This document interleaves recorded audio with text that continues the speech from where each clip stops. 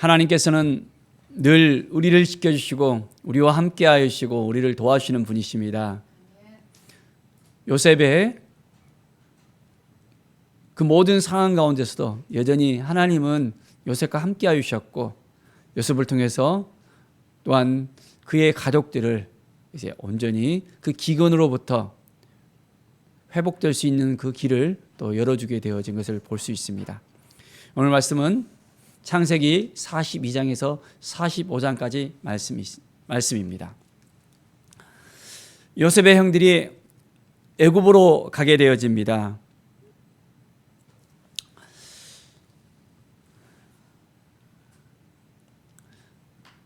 기근 때문에 더 이상 지체할 수 없는 상황이었습니다. 애굽에 가서 양식을 얻어서 이제 다시 가족들에게 그 양식들을 가지고 와서 함께 또 지낼 수 있어야 되는 그런 상황이었습니다.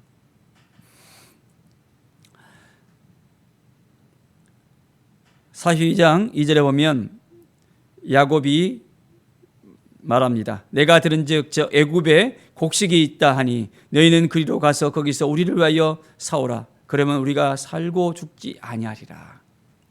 이제 애굽으로 떠나가게 됩니다.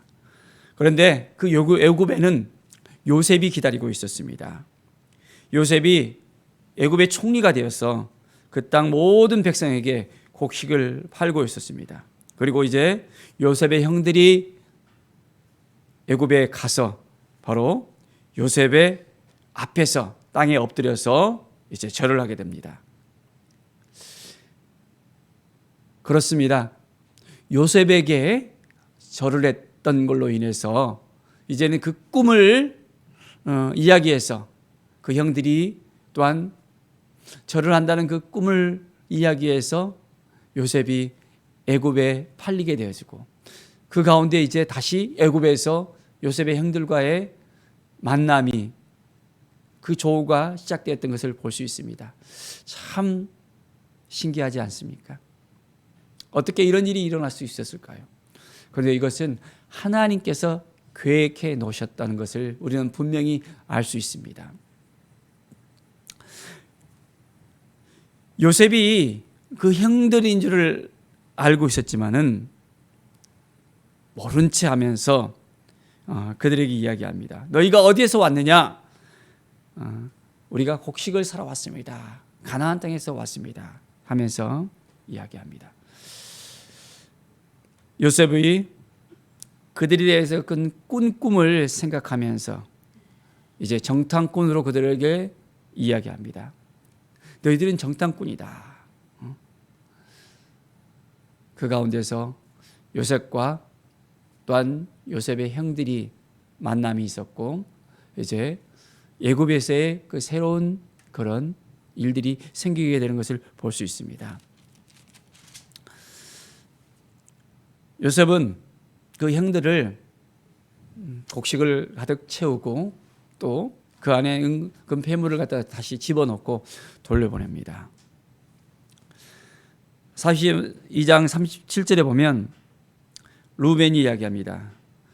그의 아버지에게 말하되 이르되 내가 그를 아버지께 데리고 오지 아니하거든 내 두 아들을 죽이소서 그를 내 손에 맡기소서 내가 그를 아버지께로 데리고 돌아오리이다 이야기합니다. 왜 그렇습니까?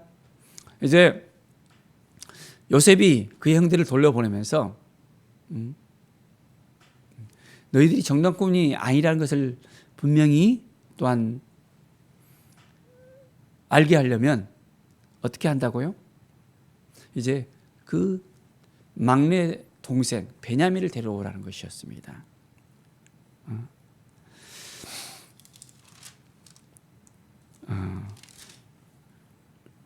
베냐민을 데려오지 않으면 안 된다는 것을 우리는 분명하게 또 이야기하고 있습니다. 시므온을 이제 애굽 땅에 놔두고 왔고 이제는 베냐민을 데리고 와야만 그 모든 오해가 풀리줄 수 있다는 것을 볼 수 있습니다.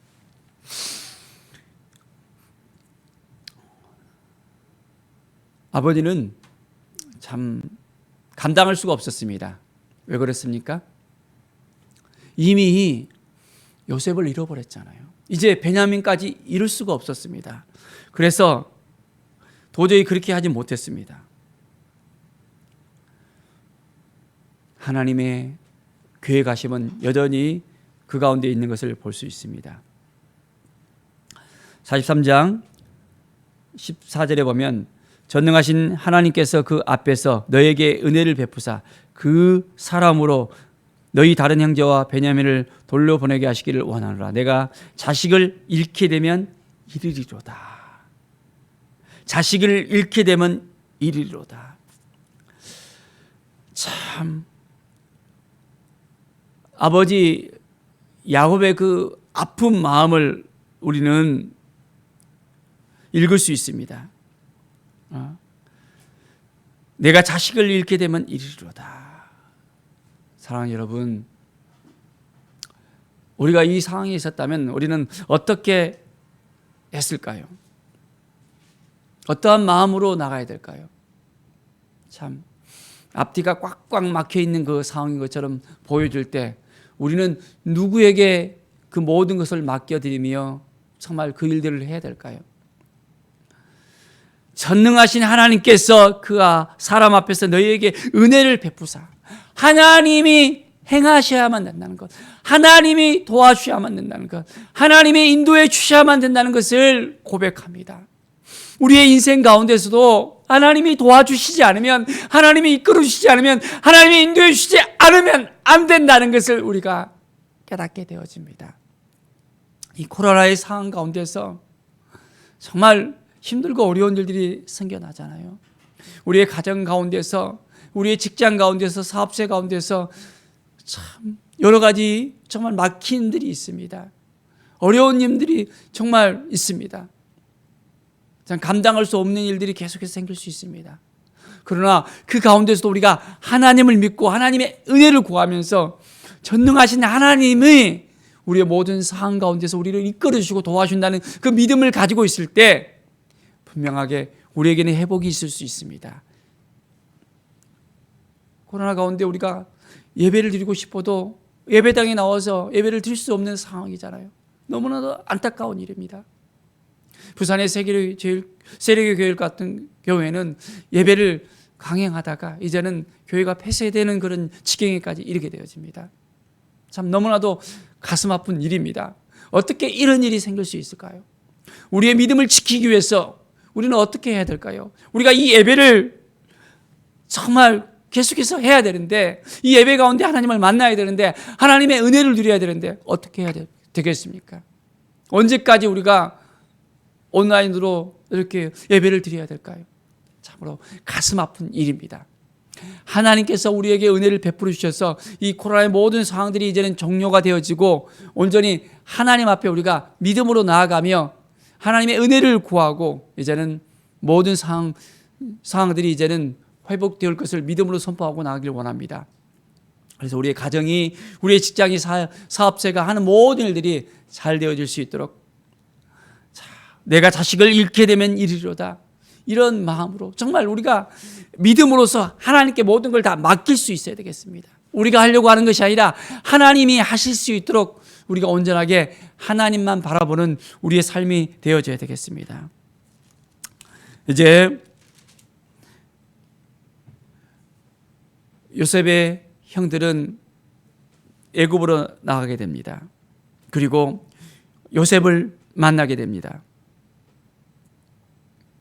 요셉과의 그 조우 가운데서 참으로 요셉의 마음이 어땠을까요? 베냐민을 보았던 그 요셉의 마음, 43장 30절을 보십시오. 요셉이 아우를 사랑하는 마음이 복받쳐 급히 울 곳을 찾아 안방으로 들어가서 울고, 얼마나 정말 그 가슴이 복받쳤을까요? 그의 삶 가운데 하나님이 함께 하셨기 때문에 그가 애굽의 총리가 되고 이제는 가족들을 만날 수가 있었는데, 그렇지 못했다면 그의 삶 가운데 정말 노예의 삶 가운데 처절한 삶을 살았을 것입니다. 그런데 이제는 하나님의 그 도우심으로, 하나님의 은혜로 그 아우를 만났어요. 얼마나 기쁘고 감사하고 정말 그 마음속에 복받쳐 나오는 감당할 수 없는 그 마음, 우리가 이해할 수 있겠습니까? 우리가 가족을 잃고 가족을 만날 수 없는 상황 가운데서 가족을 새롭게 만났다 하십시오.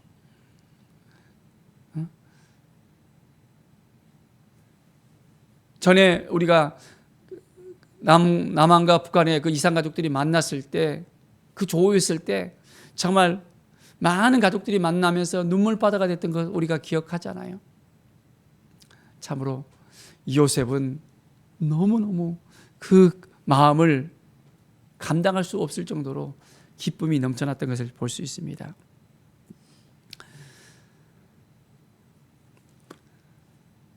이제 요셉은 그 형들과의 그 만남 속에서 아직까지 자기를 밝히지는 않았습니다. 그리고 곡식 안에다가 또 금잔을 넣으면서 다시 돌려보냅니다. 그런데 어떻게 됩니까? 44장 12절에 보면 그가 나이 많은 자에게서부터 시작하여 나이 적은 자에게 조사하여 그 잔이 베냐민의 자유에서 발견된지라. 이제는 또 잔이 발견됐습니다. 꼼짝마였습니다. 더 이상 어찌할 수 없었습니다. 다시 잡혀갑니다. 44장 16절에 보면 유다가 말합니다. 우리가 내 주께 무슨 말을 하오리까? 무슨 설명을 하오리까? 우리가 어떻게 우리의 정직함을 나타내리까? 하나님의 종들의 죄악을 찾아내셨으니 우리와 이 잔을 발견된 자가 다 주의 노예가 되겠나이다. 이제는 모든 요셉의 형들 또한 아우 베냐민도 완전히 애국 가운데 갇혀서 풀릴 수 없는 그런 위급한 그런 상황 가운데 있게 되어집니다. 참으로 안타까운 그 마음을 말합니다. 33절에 보면 이제 주의 종으로 그 아이를 대신하여 머물러 있어 내 주의 종이 되게 하시고 그 아이는 그의 형제들과 함께 올려보내소서. 내가 이곳 가운데 잡혀 있을 테니까 베냐민 다시 돌려보냈으면 좋겠습니다. 그의 아버지를 생각할 때 베냐민이 여기 있다면 어떻게 됩니까? 그의 아버지가 이제는 죽을 수도 있겠다는 그런 생각을 가지면서 내가 대신하겠습니다 라고 이야기합니다. 이러한 상황 가운데 요셉은 너무나도 감당할 수가 없었습니다. 45장 1절을 보십시오.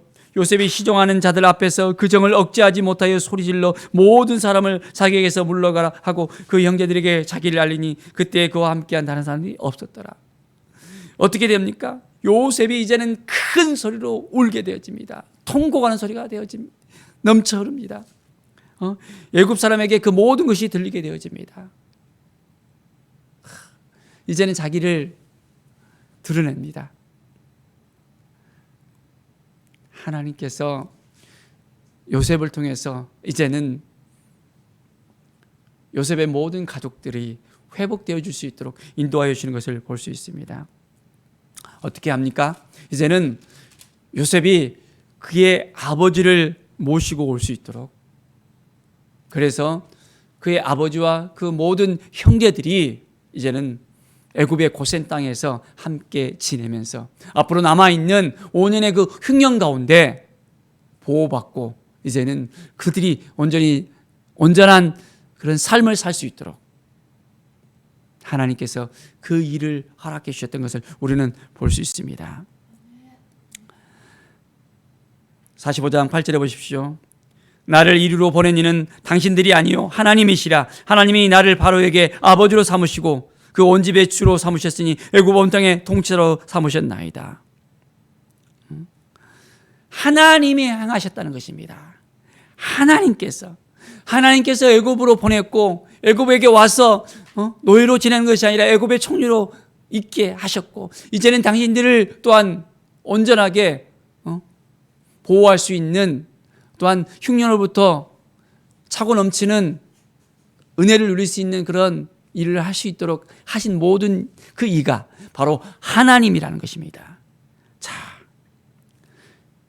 사랑하는 여러분, 하나님이 행하시는 것을 믿을 수 있겠습니까?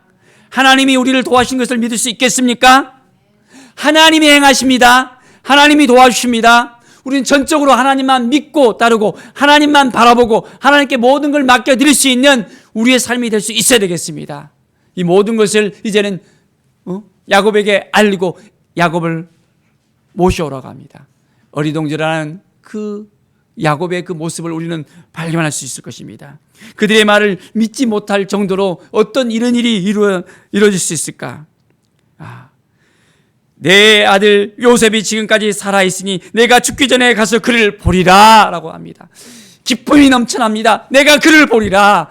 하나님이 우리를 통해서 행하시며 하나님이 우리를 인도하여 주시고 하나님께서 우리의 모든 삶 가운데서 역사하실 것입니다. 우리도 정말 이 코로나를 회복시켜 주시고 우리의 삶을 회복시켜 주시고 우리를 인도해 주실 것을 믿음으로 선포하면서 날마다 믿음으로 하나님을 바라보고 하나님께 나아가는 우리의 삶이 되기를 간절히 축원드립니다. 기도하겠습니다. 하나님 감사합니다. 하나님만 의지하고 하나님만 바라보는 우리의 삶이 되기를 원합니다. 전적으로 모든 걸 하나님께 맡겨드리고 주님의 인도하심을 따라 살아가게 하여 주시옵소서. 믿음으로 살아가게 하여 주시옵소서. 말씀을 따라 주님의 은혜 가운데 거하게 하여 주시옵소서. 감사드리며 예수 그리스도의 이름으로 기도드립니다. 아멘.